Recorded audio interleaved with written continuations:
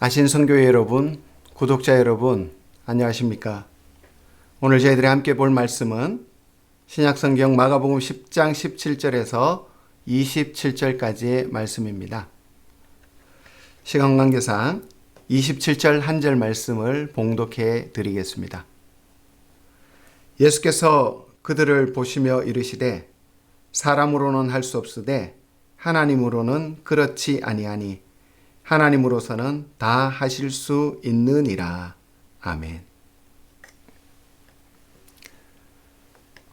함께 읽지는 않았지만 오늘 이 본문의 내용은 간략히 소개하면 다음과 같습니다. 어떤 한 사람이 예수님을 찾아와서 내가 무엇을 하여야 영생을 얻을 수 있습니까? 라고 질문을 합니다. 예수님께서는 계명을 지킬 것을 말씀합니다. 살인하지 말라, 간음하지 말라, 도둑질하지 말라, 거짓 증언하지 말라, 속여 빼앗지 말라, 내 부모를 공경하라. 주님의 이 말씀에 이 사람은 어려서부터 이 모든 것을 다 지켰다라고 말합니다. 그런 사람을 향하여 주님께서는 너에게 아직 한 가지 부족한 것이 있다라고 말씀하며 가진 것을 다 팔아 가난한 자들에게 주라고 말씀합니다. 그리고 주님을 따르라고 말씀합니다. 이 사람은 재물이 많은 고로 근심하며 슬픔과 근심으로 떠나간 것을 우리는 보게 됩니다. 이러한 일이 있은 이후에 예수님께서는 제자들에게 부자가 하나님 나라에 들어가는 것이 얼마나 어려운지를 말씀하시면서 오늘 이 본문의 마지막 말씀으로 마무리를 하고 있습니다.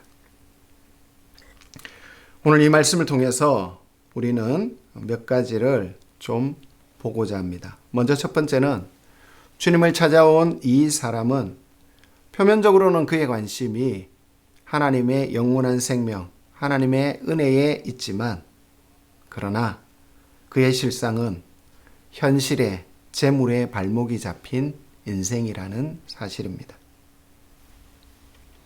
영원한 생명을 말하면서도 주님께서 말씀해 주신 그 일을 실천하지 못하는 이 인생입니다. 가난한 자들에게 주라고 하는 것은 주님께서는 그의 재산을 그저 허비하여서 없애버리라고 하는 말씀이 아닙니다. 그것을 하늘 보좌에 하늘의 보화로 쌓으라고 말씀하고 있습니다.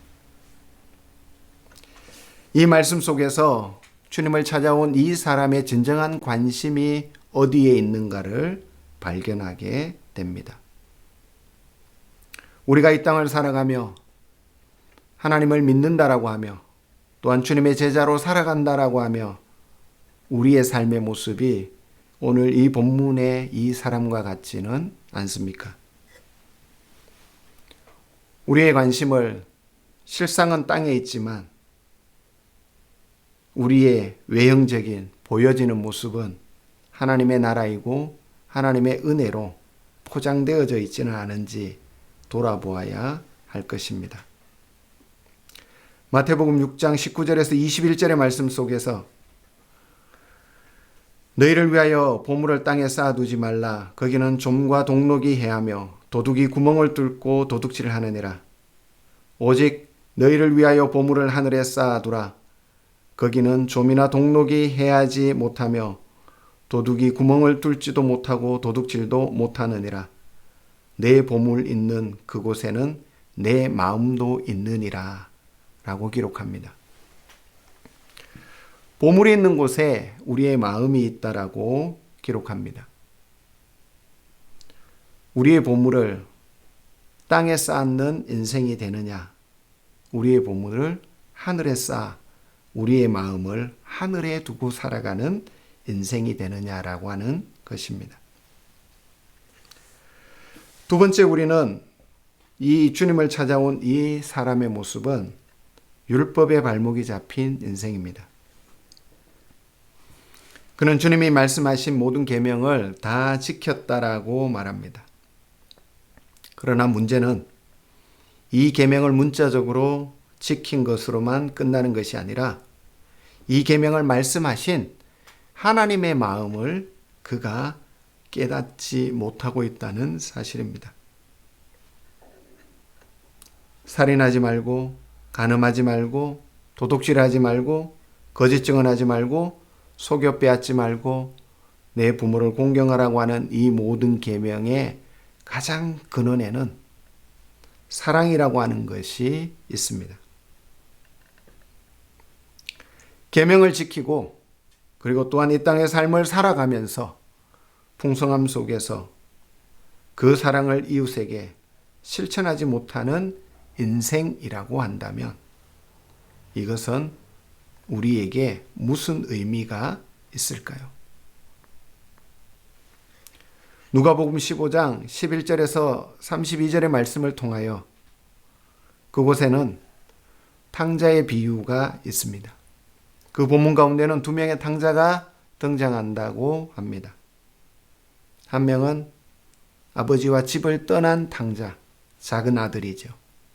또 한 명은 아버지 곁에 있지만 아버지의 마음을 이해하지 못하고 알지 못하는 탕자입니다. 어쩌면 오늘 이 본문 속에 주님을 찾아온 이 사람은 누가복음 탕자의 비유에서 아버지 곁에 있었던 큰아들과 같은 존재입니다.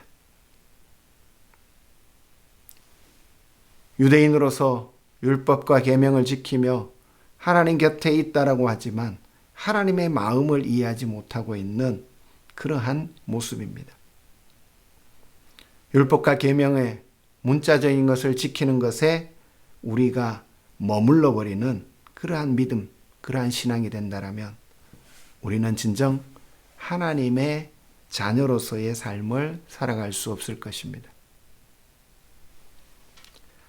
세 번째로 우리들이 기억해야 하는 것은 예수님께서는 이 사람을 향하여 그의 부족함을 채우라고 말합니다. 그의 부족함이 있다. 너의 그 부족함을 채우라고 말합니다. 그것을 채우고 그것을 실천하고 주님을 따를 것을 말하지만 그러나 이 사람은 하나님의 영원한 생명을 향하여 갈망한다라고 하면서 자신의 부족함을 채우지 않고 있습니다. 우리가 하나님을 따라서 살아가며 하나님을 닮아가는 삶을 살아가는 그리스도인이라고 말하면서 우리 역시도 주님께서 우리에게 말씀하여 주시는 부족함을 채우지 못하고 있는 것은 아닌지 돌아보게 됩니다. 우리의 믿음의 성장은 주님의 말씀을 따라 이 부족함을 채워가는 인생이 되는 것입니다. 마지막으로 주님께서는 부자가 하나님의 나라에 들어가는 것이 얼마나 어려운지를 제자들에게 말합니다. 그 이야기를 들은 제자들은 그럼 도대체 누가 구원을 받을 수 있습니까? 라고 의문을 제기합니다. 주님께서는 이 이야기를 들으시고 제자들을 향하여서 사람으로는 할 수 없으되 하나님으로서는 다 하실 수 있다라고 말씀합니다. 사랑하는 성도님들, 우리가 이 땅을 살아가며 우리 욕심과 욕망과 그리고 또한 우리 자신을 자아를 내려놓는 것은 결코 쉬운 일이 아닙니다. 그러나 그것마저도 내가 하는 것이 아니라 내가 할 수 있는 것이 아니라 하나님께 맡기고 하나님께서 하실 때에 그것이 가능함을 우리는 기억해야 합니다. 공동번역 개정판에서는 27절을 이렇게 번역해 놓았습니다. 예수께서는 제자들을 똑바로 보시며 그것은 사람의 힘으로는 할 수 없으나 하나님은 하실 수 있는 일이다. 하나님께서는 모든 일이나 다 하실 수 있다고 말씀하셨습니다. 하나님께서는 무슨 일이나 다 할 수 있다라고 말씀합니다. 이 말씀 우리들이 기억하며 우리들이 가지고 있는 부족함과 연약함을 주님 앞에 내어놓으며 하나님이 이루어가는 그러한 삶, 살아가는 인생 되기를 축복합니다.